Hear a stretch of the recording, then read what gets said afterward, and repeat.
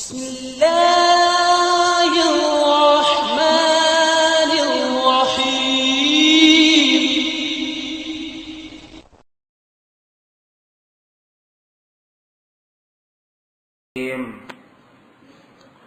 ألم تر إلى الذين يزعمون أنهم آمنوا بما أنزل إليك وما أنزل من قبلك يريدون أن يتحاكموا إلى الطاغوت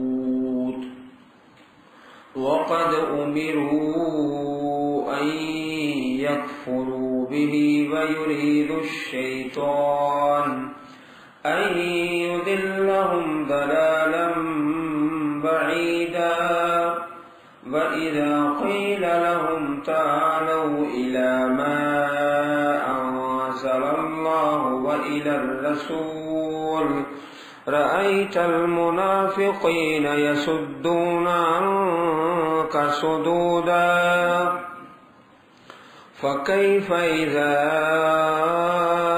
أصابتهم مصيبة بما قدمت أيديهم ثم جاءوك يحلفون بالله إن أردنا إلا إحسانا وتوفيقا أولئك الذين يعلم الله ما في قلوبهم فأعرض عنهم وعظهم وقل لهم في أنفسهم قولا بليغا.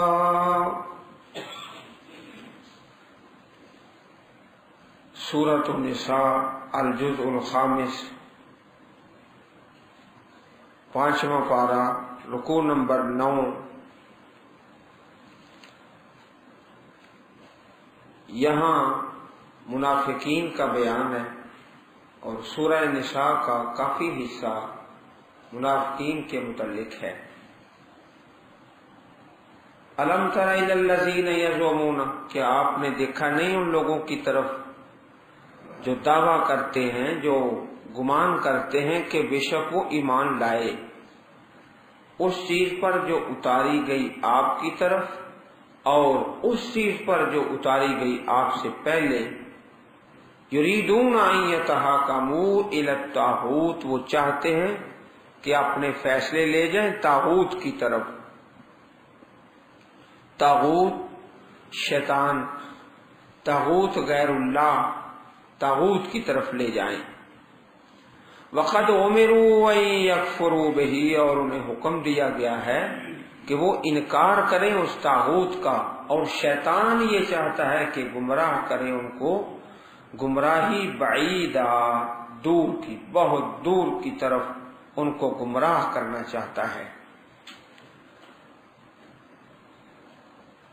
فیصلے صرف نبی اکرم صلی اللہ علیہ وسلم سے کرانے کا حکم تھا مدینہ منورہ میں، اور یہ لوگ جن کا بیان اس آیت کریمہ میں ہے یہ اہل نفاق ہے، دعویٰ ایمان کا ہے، لیکن فیصلے نبی کریم کے پاس نہیں لے کر آتے. اور اس کا سبب یہ ہوتا کہ فیصلے میں غلط ہے، جھوٹے ہیں. اگر سچے ہوں تو پھر پاک پیغمبر علیہ السلام کی عدالت میں لے کر آئیں. وَإِذَا قِيلَ لَهُمْ، اور جب کہا جاتا ہے ان کو، لَهُمْ ان منافقین کو، تعالوا آؤ، إِلَى مَا أَنزَلَ اللَّهُ وَإِلَى الرَّسُولِ، اس بات کی طرف جو اللہ نے اتاری اور رسول کریم کی طرف صلی اللہ علیہ وسلم. آپ دیکھتے ہیں منافقین کو یصدون عنک صدودا، کہ وہ اراض کرتے ہیں آپ سے، اراض کرنا، دور ہوتے ہیں، کرنی کتراتے ہیں. صدودا منع کرنے اور اعراض کرنے کے معنی میں. فَكَيْفَ إِذَا أَصَابَتْهُم مُّصِيبَةٌ بِمَا قَدَّمَتْ أَيْدِيهِمْ فَكَيْفَ، پر کیا حال ہوتا ہے، کیسی صورتحال ہوتی ہے جب ان کو کوئی مصیبت آتی ہے اس سبب سے جو آگے بھیجا ان کے ہاتھوں نے، ان کے ہاتھوں کی کمائی کی وجہ سے، اپنے کرتوت کی وجہ سے جب کوئی مصیبت آئے، ثم جاؤک، پھر وہ آتے ہیں آپ کے پاس، منافق لوگ یحلفون، قسمیں کھاتے ہیں، باللہ، اللہ تعالیٰ کی، ان اردنا، نہیں ہم چاہتے مگر احسان و توفیق اور موافقت، بھلائی اور صلح صفائی۔ جب نبی علیہ الصلوۃ والسلام سے ہٹ کر دوسرے لوگوں کے پاس اپنے فیصلے لے کر جاتے، بعد میں راز کھلتا تو کہتے جی ہم تو صلح صفائی چاہتے ہیں، چلو جو دوسرے لوگ ہیں، سردار ہیں، رئیس ہیں، ان کے ساتھ بھی ہمارا میل ملاپ رہے، آنا جانا اٹھنا بیٹھنا ان سے کوئی مکمل اراض نہ ہو جائے، احسانم و توفیقہ، بالکل ہم ان دوسرے لوگوں سے کٹ اپ نہ ہو جائیں، یک طرف نہ ہو جائیں، چلو ان سے بھی کچھ ہمارا میل ملاپ رہے، اس لیے ہم ان کے پاس گئے تھے، کوئی ارادہ تو برا نہیں تھا، قسمیں کھا کھا کے یہ کہہ دیتے۔ اولئک الذین یعلم اللہ ما فی قلوبہم فاعرض عنہم وعظہم وقل لهم فی انفسہم قولا بلیغا۔ اب یہ آیت کریمہ آ گئی جس پر عمل کرنے سے جماعت کا ماحول اور گھر کا ماحول پھولوں کا گلدستہ بن سکتا ہے۔ یہی وہ لوگ ہیں منافق لوگ، یعلم اللہ، اللہ پاک خوب جانتے ہیں جو ان کے دلوں میں ہے، دلوں میں نفاق ہے، دلوں میں عداوت ہے، حسد ہے، بخل ہے، لیکن اے پیارے رسول صلی اللہ علیہ وسلم آپ نے 3 کام کرنے ہیں۔ پہلا کام فَأَعْرِضْ عَنْهُمْ، آپ ان سے اعراض کریں، پتہ ہے، علم ہے ان کی کرتوتوں کا، لیکن آپ ایسے ظاہر کریں جیسے آپ کو پتہ ہی نہیں، آپ کو علم ہے ان کے فعل کا اور قول کا، قول بھی غلط اور فعل بھی غلط، آپ ایسے ظاہر کریں جیسے پتہ ہی نہیں، اعراض کر دیں۔ فَأَعْرِضْ عَنْهُمْ، اس کی وجہ کیا تھی کہ مدینہ منورہ سے باہر مسلمانوں کی جنگیں ہو رہی ہیں، غزوات ہو رہے ہیں، بدر کی جنگ ہے، احد کی جنگ ہے، خندق کی جنگ ہے، باہر بھی جنگیں ہو رہی ہیں، اور اگر اندر بھی جنگ شروع کر دے تو مسئلہ خراب ہو جائے گا۔ باہر بھی جنگ ہے اور مدینہ شریف کے اندر بھی جنگ ہے، اس لیے آپ ان سے اعراض کریں، ان کی گستاخیوں سے اور بے ادبیوں پہ اور غلط قول فعل پر اعراض کریں۔ فَأَعْرِضْ عَنْهُمْ، ورنہ وہ جو اسلامی سلطنت ہے اس کا شرازہ بکھر جائے گا۔ فَأَعْرِضْ عَنْهُمْ، گھر کا ماحول، پتہ ہے نا، بیٹے میں یہ خطا ہے، بیٹی میں یہ غلطی ہے، تو بیٹا سارا دن باہر گھومتا پھرتا ہے دنیا کے فتنوں میں، گھر آ کر پھر باپ اس سے لڑائی شروع کر دیتا ہے، اب وہ بگڑے گا، سنورے گا نہیں، تباہ ہو جائے گا، پتہ ہے یہ خطا ہے۔ فَأَعْرِضْ عَنْهُمْ، ایسے سمجھو جیسے پتہ ہی، اعراض کرو، ورنہ وہ گمراہیوں کے راستے پہ چلا جائے گا۔ بھائی کو پکڑا، بیٹے کو پکڑا، کسی بزرگ کے پاس لے گئے، عالم دین کے پاس لے گئے، یہ بیٹا ہے، اس میں یہ عیب ہے، یہ عیب ہے، آپ ذرا اس کو نصیحت کریں، بالکل منفی طریقہ ہے۔ نصیحت کے لیے یہ طریقہ نہیں ہے کہ بازو سے پکڑا، نہیں، نصیحت اس اکیلے تنہا کو کی جائے گی۔ فَأَعْرِضْ عَنْهُمْ، آپ اعراض کریں، پتہ ہے بیوی خامد کا آپس میں مسئلہ ہے، ایک دوسرے کی کمزوریاں ہیں، تنگی ترشی ہے، پتہ بھی ہے، لیکن اسے اعراض کر جائیں۔ اگر ہر بات کی اصلاح کریں گے تو شرازہ بکھر جائے گا۔ سلسلہ خراب ہو جائے گا۔ وَإِذْهُمْ، آپ ان کو واعظ کریں، واعظ کرتے رہیں ان منافقین کو۔ واعظ کے لیے آیات اور احادیث، آیات اور احادیث ایمان کی خوراک ہے، غذا ہے۔ جب ایمان کو اپنی غذا ملتی ہے پھر وہ پروان چڑھتا ہے۔ واعظ دوسری چیزوں کے ساتھ نہیں، لوگوں کی مثالیں، یہ اخبار میں پڑھا تھا، یہ ٹی وی میں سنا تھا، یہ خبر تھی، یہ ہو گیا تھا، ایسی باتوں سے بات نہیں، بات آیت کے ساتھ، حدیث کے ساتھ۔ اور یہ الحمدللہ ترہ امتیاز ہے اس جماعت کا کہ بعض میں زیادہ تر کہ آیات اور احادیث، اذہم، واعظ کرو ان کو، اخلاص کی اور للہیت کی واعظ کرتے رہو، یہ دوسرا کام ہے۔ وَقُلْ لَهُمْ، اور کہو منافقین کے لیے، فی انفسہم، ان کے جانوں کے متعلق، ان کے دلوں کے متعلق، قولا بلیغا، ایسی بات بلیغا جو بڑا اثر کرنے والی ہو، بلیغ، بلاغت، ایسی بات جو دلوں پر اثر کر جائے۔ دلوں پر اثر کیا کرتا ہے؟ آیات اور احادیث، اس سے بڑی اثر کرنے والی چیز ہے ہی کوئی نہیں۔ اگر کسی انسان کے دل پر آیات کا اثر نہیں تو پھر کسی چیز کا اثر نہیں ہو سکتا۔ تو یہ تین باتیں بتائی گئی پیارے رسول صلی اللہ علیہ وسلم کو، اللہ تعالیٰ کی طرف سے آپ اعراض کریں ان کی غلطیوں سے، بڑی بڑی گستاخیاں کرتے ہیں، اور ان کو واعظ کریں۔ اور تیسری بات کہ ان کے نفسوں کے متعلق، ان کے ذات کے متعلق، ان کے دل کے بارے میں ایسی بات کرو جو قولا بلیغا، دل پر اثر کر جائے، بلاغت والی۔ یہ تین باتیں بھائیوں ہم اپنا لیں اپنے گھر میں، اپنی جماعت میں، تو ماحول پھولوں کا گلدستہ، ورنہ کانٹوں کی جھاڑیاں بن جائے گا۔ بڑی بڑی گستاخیوں اور بے ادبیوں کے باوجود پیارے رسول صلی اللہ علیہ وسلم کو یہی حکم تھا۔ وَمَا أَرْسَلْنَا مِن رَّسُولٍ إِلَّا لِيُطَاعَ بِإِذْنِ اللَّهِ وَلَوْ أَنَّهُمْ إِذ ظَلَمُوا أَنفُسَهُمْ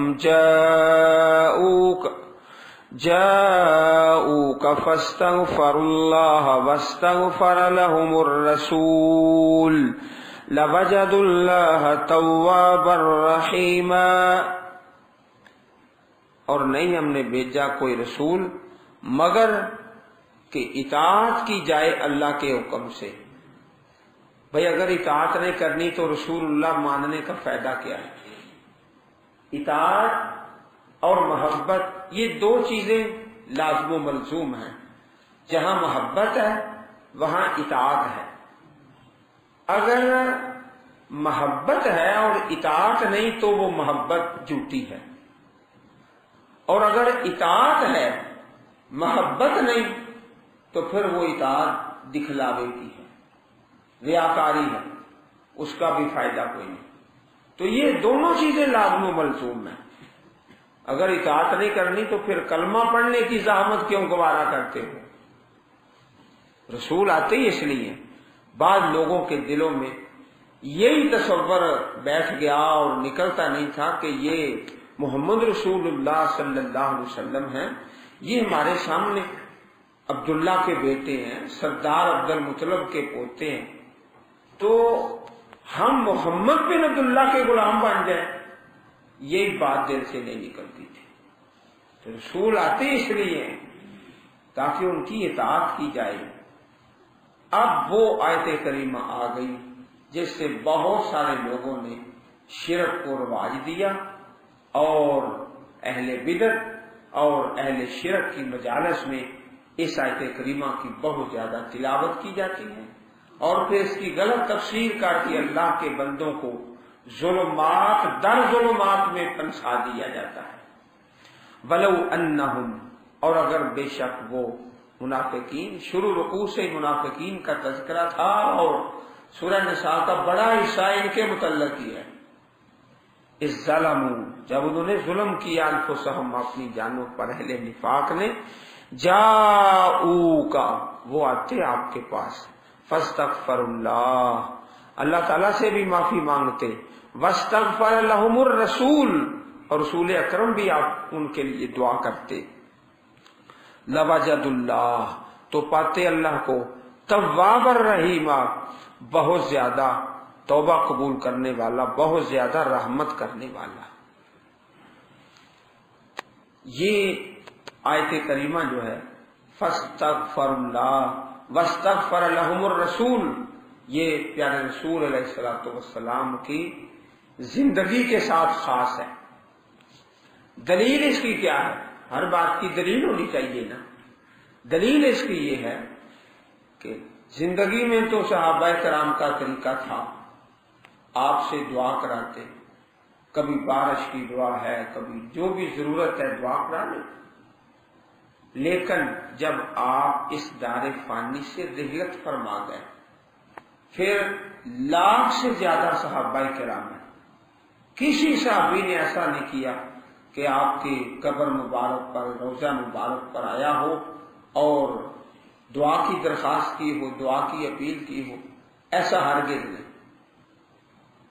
اب جو لوگ دلوں میں کجی رکھتے ہیں وہ کہتے ہیں اب بھی یہی حکم ہے، جاؤ کا، وہ آپ کے پاس آئیں، آپ کی قبر پر آئیں، آپ کے روضہ مبارک پر آئیں، اور وہاں جا کر کہیں کہ اللہ کے رسول ہمارے لیے بخشش کی دعا مانگو۔ فاستغفر اللہ واستغفر لہم الرسول، اس آیت کریمہ کی تحریف کر کے اللہ کے بندوں کو گمراہی کے جال میں پھنسا دیا جاتا ہے۔ پیارے رسول علیہ الصلوۃ والسلام کی حیاتی مبارک کے بعد کسی صحابی یا تابعی نے ایسا ہرگز نہیں کیا۔ لوجد اللہ تواب الرحیم، اور آپ اس سے پہلی آیتیں پڑھیں، اس سے اگلی آیات کریمات کی تلاوت کریں، فوراً سمجھ آئے گا کہ ان کا محل کیا ہے، ان کا سیاق و سباق کیا ہے، بات کیا ہو رہی ہے، اور کس بات کی تشریح اور تفسیر ہو رہی ہے۔ فلا وربک لا یؤمنون حتی یحکموک فیما شجر بینہم ثم لا یجدوا فی انفسہم حرجا مما قضیت ویسلموا تسلیما۔ قسم ہے تیرے رب کی، لا یؤمنون، وہ مومن نہیں ہو سکتے، ایماندار نہیں ہو سکتے، حتیٰ کہ یحکموا کا، آپ کو فیصل مان لیں، آپ کو فیصل مان لیں، فیما شجر بینہم، اس چیز میں جس میں اختلاف ہوا ہے۔ تین باتوں کا تذکرہ ہے اس آیت کریمہ میں۔ پہلی بات، آپ کو فیصل مان لیں پھر ایمان والے ہوں گے۔ دوسری بات، ثم لا یجدوا فی انفسہم حرجا مما قضیت، نہ پائیں اپنے دلوں میں تنگی اس چیز سے جو آپ نے فیصلہ فرمایا، آپ کے فیصلے کو دل و جان سے قبول کر لیں۔ یہ دوسری شرط ہے ایمان کی۔ اگر قبول کر لیں لیکن دل میں تنگی ہو تو ایمان کوئی نہیں۔ تیسری بات یہ بتائی، وَيُسَلِّمُوا تَسْلِيمًا، اور اس کو مان لیں، دل و جان سے خوب خوب تسلیم کر لیں۔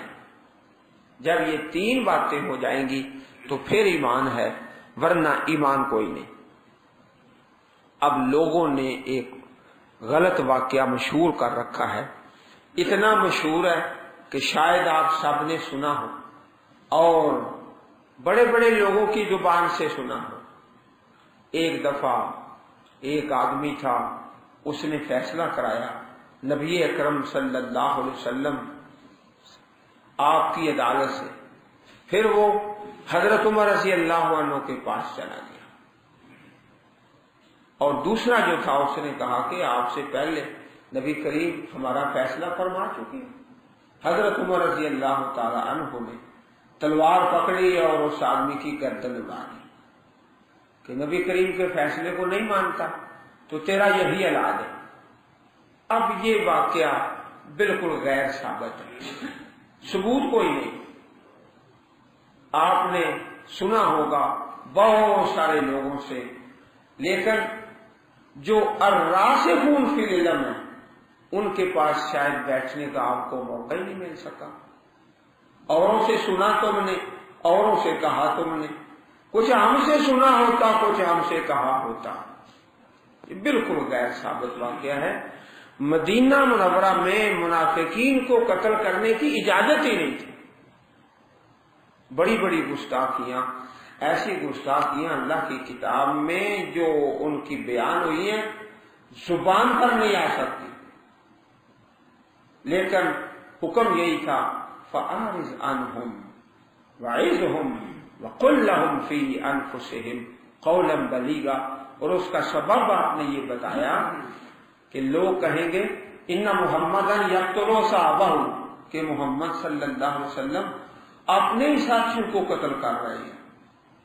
اس لیے منافقین کو قتل کرنے کا بالکل سرے سے کوئی تصور نہیں تھا۔ اصل واقعہ کیا ہے اس آیت کی تفسیر میں اور شان نزول میں؟ وہ حضرت زبیر رضی اللہ تعالی عنہ کا واقعہ ہے جو صحیح سند سے ثابت ہے۔ حضرت زبیر رضی اللہ تعالی عنہ کا ایک شخص سے حرا کی ندی کے پانی کے بارے میں جھگڑا ہو گیا، پانی کا جھگڑا، اور خوب دونوں کان کھول کے سن لو، پانی کا جھگڑا۔ حضرت زبیر رضی اللہ عنہ کی زمین جو ہے وہ پانی کے قریب ہے، اوپر ہے، دوسرا جو ہے اس کی زمین نیچے ہے، پانی سے دور ہے۔ حق یہ تھا کہ پہلے جو پانی ہے حضرت زبیر رضی اللہ عنہ کی زمین کو، اور پھر اس کے بعد اگلے آدمی کی باری۔ جھگڑا ہو گیا، نبی علیہ الصلوۃ والسلام کے پاس مسئلہ آیا، آپ نے فرمایا اس کے یا زبیر ثم ارسل الماء الى جارک، تم پہلے پانی دے لو اپنی زمین کو گزارے کے مطابق، جتنے سے تمہارا گزارا ہو جائے، پھر اپنے ہمسائے کو پانی دے دو۔ اب دوسرا آدمی جو تھا وہ ناراض ہو گیا، کہنے لگا ان کانا ابن امت کا، یہ جو زبیر ہے نا آپ کی پھپھو کے بیٹے ہیں، اس لیے آپ نے ان کے حق میں فیصلہ لے لیا، ان کانا ابن امت کا۔ پھر نبی اکرم صلی اللہ علیہ وسلم نے پہلے تو رعایت اور سفارش کے حق میں فیصلہ فرمایا تھا نا، پھر پورا حق اطلایا حضرت زبیر رضی اللہ تعالی عنہ کو، اور فرمایا اس کے یا زبیر ثم احبس الماء حتى يرجع الى الجدر ثم ارسل الماء الى جارك، زبیر اپنی کھیتی کو پانی دو، پھر پانی کو روک لو حتیٰ کہ مڈیروں تک آ جائے، خوب زمین بھر جائے، پھر اپنے پڑوسی کے لیے پانی چھوڑ دو۔ حضرت زبیر فرماتے ہیں رضی اللہ تعالی عنہ، اس واقعے کے بارے میں یہ آیت نازل ہوئی ہے فلا وربک لا یؤمنون حتی یحکموک فیما شجر بینہم ثم لا یجدوا۔ یہ حدیث پاک صحیح بخاری کتاب و تفسیر میں حدیث نمبر 4585 اور صحیح مسلم شریف حدیث نمبر 2357 اس واقعے کے بارے میں یہ آیت کریمہ نازل ہوئی ہے۔ اب لوگوں نے حضرت عمر رضی اللہ تعالی عنہ کا واقعہ مشہور کر رکھا ہے جو بالکل غیر ثابت۔ وَيُسَلِّمُوا تَسْلِيمًا، اور تسلیم کر لیں۔ اب ہمارے لیے اس آیت کریمہ میں ایک بڑا درس ہے۔ یہ جھگڑا کس بات کا تھا؟ پانی کا، ایک دنیا کا معاملہ ہے۔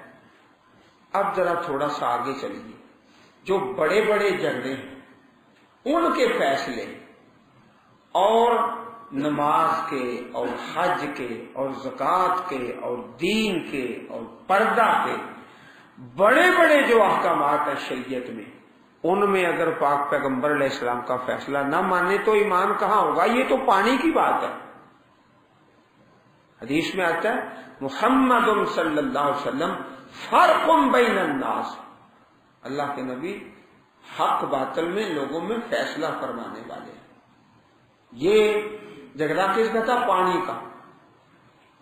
اب ہماری نمازیں، ہمارے روزے، حج، زکوٰۃ، اندازہ فرماؤ اگر پاک پیغمبر علیہ السلام کے فیصلے کے مطابق نہیں تو کس قدر ہمارا انجام برا ہوگا۔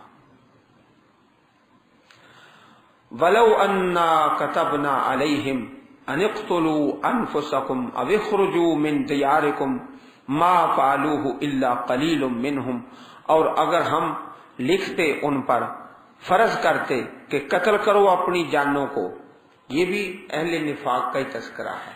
قتل سے مراد جہاد۔ اب اخرجوا من دیارکم، یا اپنے گھروں سے نکل جاؤ، یعنی ہجرت۔ اگر ان کو جہاد کا یا ہجرت کا حکم دیا جاتا، ما فعلوه الا قلیل، نہ کرتے مگر تھوڑے منہم ان میں سے۔